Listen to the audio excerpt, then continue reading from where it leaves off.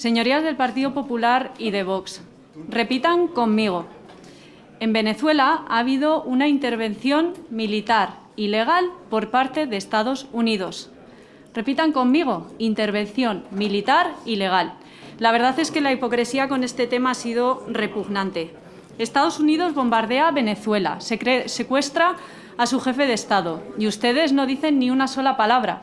Y el problema es que así es como avanza el fascismo. El fascismo avanza no solo cuando hay personas violentas al frente de proyectos políticos, como fue Hitler en el siglo XX y ahora Trump en el siglo XXI, sino también cuando hay silencio por parte de personas que se consideran mejores, pero que miran hacia otro lado cuando las agresiones son a otros.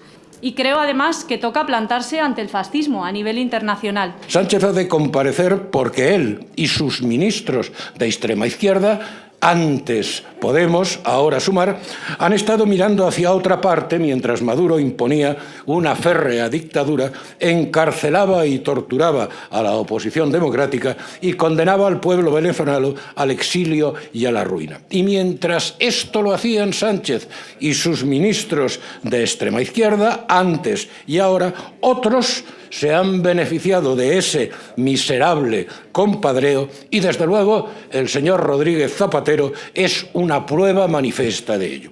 Así pues, Sánchez ha de comparecer ante esta Cámara para aclarar muchas incógnitas todavía pendientes. Por ejemplo, sobre el aterrizaje en Barajas de Delcy Rodríguez, sobre el motivo real de su viaje y sobre el contenido de aquellas maletas que llegaron con ella.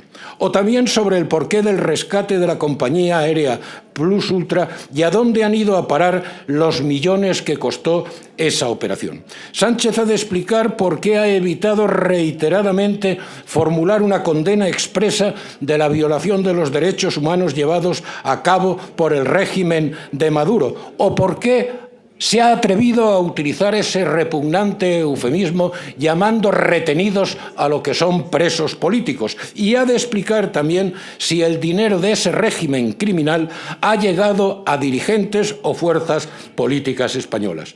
Sánchez ha de explicar por qué ya en 2023 intentó unilateralmente que la Unión Europea levantara sus sanciones económicas a Venezuela y por qué no ha reconocido a Edmundo González como presidente legítimo de Venezuela a tenor del resultado de las últimas elecciones. Ha de explicar por qué se ha negado a felicitar a María Corina Machado tras recibir el Premio Nobel de la Paz, mintiendo además burdamente para justificarse al señalar que nunca había sido su costumbre el hacerlo en otros casos.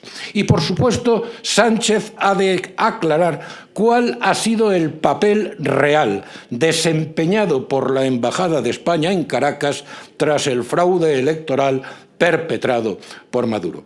Sí, señorías, aquí ha de venir Sánchez a explicar también sus vínculos con el Grupo de Puebla y, por tanto, a través de él, el apoyo a todas las narcodictaduras terroristas bolivarianas y en qué se corresponde con el interés superior de España que el pasado 4 de enero lanzara un comunicado de rechazo a la intervención norteamericana junto con los principales dirigentes de ese Grupo de Puebla. Así que, vistas todas estas sombras y sospechas, estos antecedentes, esta complicidad con el régimen de Maduro y todas estas cuestiones, suena cuanto menos a chiste en detrimento del prestigio de España, que el gobierno de Sánchez se haya ofrecido a mediar entre la administración norteamericana y el régimen de Venezuela para buscar una salida a la situación actual.